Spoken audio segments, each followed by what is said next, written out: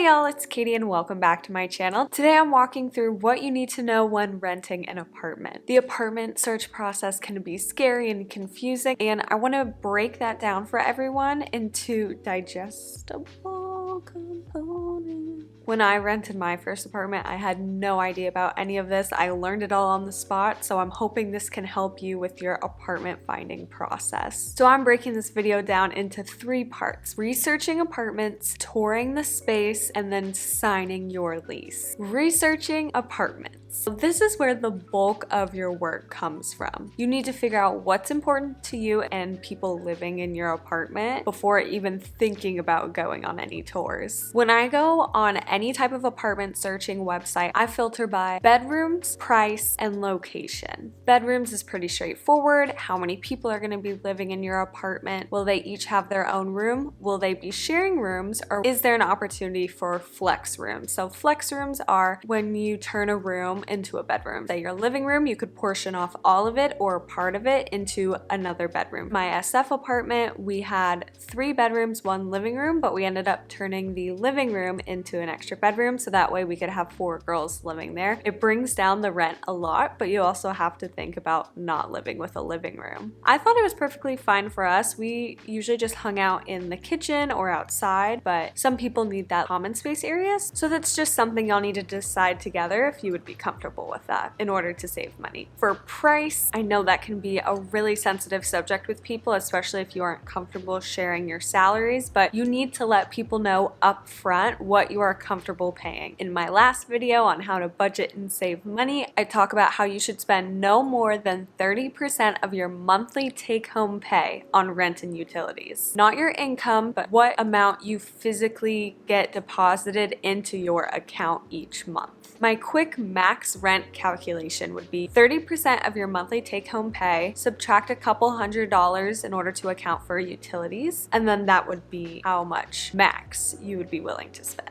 Also, if you know that some people would be willing to pay a little more and some people want to pay a little less, you can divvy up each other's rent by bedroom size. Again, in my SF apartment, we had 2 medium-sized bedrooms, small bedroom, and then we had a large bedroom. Instead of splitting it across the board and dividing our rent 4 ways, the 2 people with the medium-sized bedrooms just paid a normal divided by 4 amount, and then the person with the small bedroom and the person with the large bedroom came up with an agreement for how much more the larger bedroom would pay and how much less the smaller bedroom would pay, if that makes sense. It worked out really well for us, but if you're looking for something a little more exact, you can total up the square footage of all of the bedrooms in the apartment. So it would be your bedroom square footage over the total bedroom square footage equal to X over the total amount of rent. Multiply X times total square footage, your bedroom square footage by total amount of rent, and then divide by that total square footage of the apartment. So X equals what you would be paying. For your location, before you even start looking at neighborhoods, you need to plan your commute.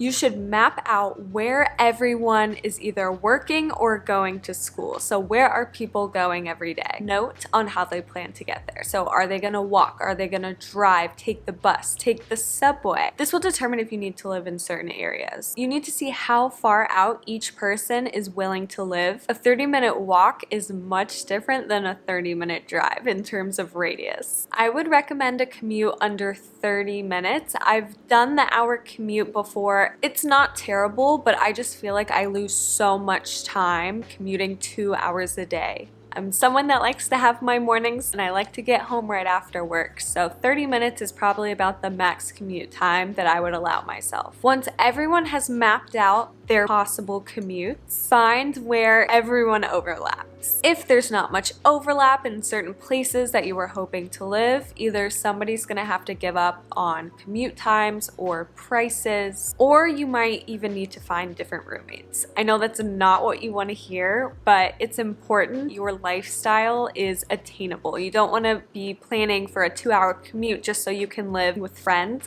in your favorite neighborhood.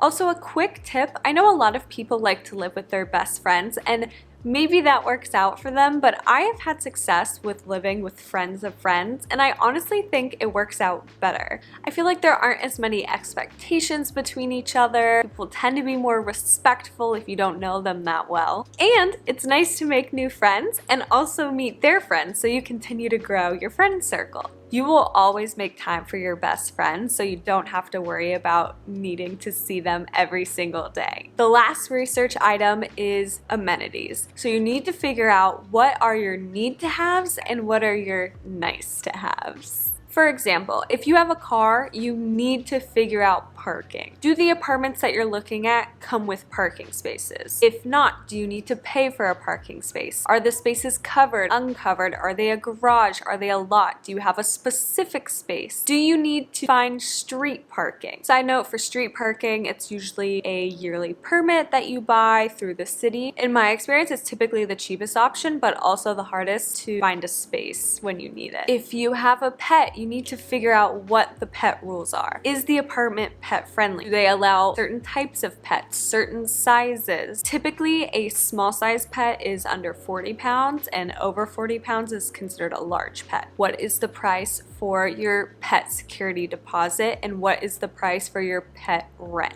Other amenities that are nice to check out are a dishwasher, a microwave, in-unit laundry or laundry close by, elevators, a business center or place to print documents. If there's nowhere to print, is there a library or some type of printing center close by that you can walk to? I cannot tell you the amount of times that I've had to print something on the fly, last minute, and not having any type of printing close by is the worst possible situation. So you want to check that out to make sure that you have something or a plan on how to get printing. Are you close to a post office? What is the package receiving system of the building? Do they leave the packages outside on your doorstep where anyone could take them? Do they leave them in the front entryway so only people with a key in the building can access them? Is there some type of machine where you type in a code and the door opens? And then of course there are really fun amenities like gyms and pools, but again, those are like real extra.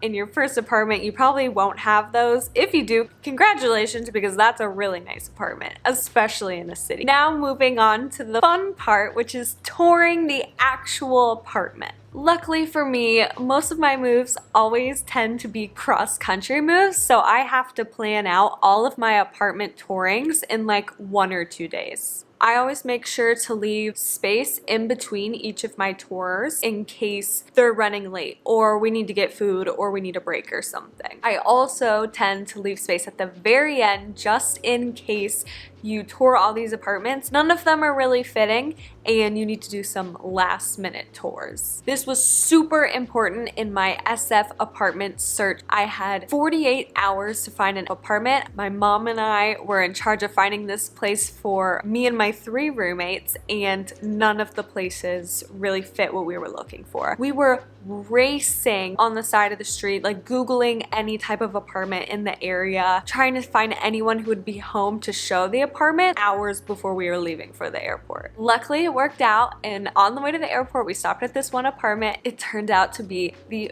perfect place and I love it so much. I still hold it near and dear to my heart. So you never know. Some of the apartments that you think are gonna work out when you go may not be exactly what you were looking for when you go in person. And on the flip side of that, I would say to be open-minded, because sometimes the pictures that you see aren't exactly representative of the space and how cool the area is. When you are physically going on the tour, make sure, whether it's on your phone or a physical piece of paper, have a list of questions and take notes. If you're looking at a bunch of apartments, you're not going to remember everything that's being said. One of the biggest things that I would suggest figuring out is what utilities are included with the apartment. For those who don't know, utilities are gas and electric, internet and cable, water, sewage, and trash. Sometimes they list what utilities are included online. Sometimes you just need to ask in person. I would also ask for the ones that aren't included in the rent if the landlord or whoever's showing the apartment knows how much those utilities tend to run in that area. Probably one of the most important things you can do when touring is to take lots of pictures and lots of videos. You're not always going to remember what places look like, so going through and having the pictures and videos can help you not only determine if that was actually the place that you were thinking of, but you can send those pictures to your potential roommates and also have documentation of what that apartment's condition was when you agreed to it. Also, another huge tip is to bring someone with you. First of all, I wouldn't go looking at apartments alone. It's always nice to have a buddy. But I would also recommend having someone there to ask those questions that you may forget, because you're thinking of so many different things all at once that it's nice to have someone there to keep you on track and help you with anything that you might have missed. It's also really helpful if that person has toured apartments before so they know exactly what to ask. Also, walk around the area, check out the surrounding neighborhood and see what types of stores and shops, pharmacies nearby where you can potentially get last minute items in the future. If you end up liking the apartment, then you will fill out an apartment application. This is just to verify your ID, do a background check, and do a credit check. People just want to see if you are who you say you are and if you can pay for the apartment. They'll probably ask for things like your ID, social security number, proof of employment, whether that be a pay stub or an offer letter if you haven't started yet, and then probably a few references. If you don't have a big credit history, it may be easier to get approved for the apartment if you have a co-signer. Co-signer is someone with a good credit history that essentially, if you and your roommates don't pay for the apartment, they're responsible for that payment. Once you send your application, it usually takes a few days to hear back. If and when you are approved for your dream apartment, that is when you go into signing your lease. It is usually a very long document, but it is so important to make sure you read everything. This lease is filled with all different types of rules and clauses for how to make sure that you stay a resident in your apartment. Some leases will have apartment condition forms where if you don't report any damages, you are then responsible for those damages. Other clauses I've seen are no smoking clauses, bed bug clauses, quiet hours. The lease also states your term limit, or how long your lease is. It'll say whether or not you're allowed to sublease or sublet your apartment. This is where you're still physically responsible for the apartment. Your name is on the lease, but say you go away for the summer, you don't want to be paying rent for an empty apartment, you can then rent it out to someone who will pay you, and then you will continue to pay your rent as normal. I would also check the cost of breaking your lease. So whether you need to move early, there's some type of situation where you aren't going to fulfill your lease term, you need to see if one, you are able to break your lease, and two, how much that's going to cost. Double check that the rent that is stated in the lease is what you agreed upon. Also, what is the security deposit? How much do you owe up front? Do you need to pay just your first month, or do you need to pay first and last month? How do you pay rent? Do you pay it through an online portal? Do you pay your landlord directly? Who do you call when something breaks? Now, this is super important. Is this something you submit through some type of online portal, or call a landlord and they fix it whenever they can? Also, pro tip, I would suggest becoming BFFs with your landlord, because they are someone that you go to for a lot of questions and you are working with them a lot. So it's nice to have them as your friend.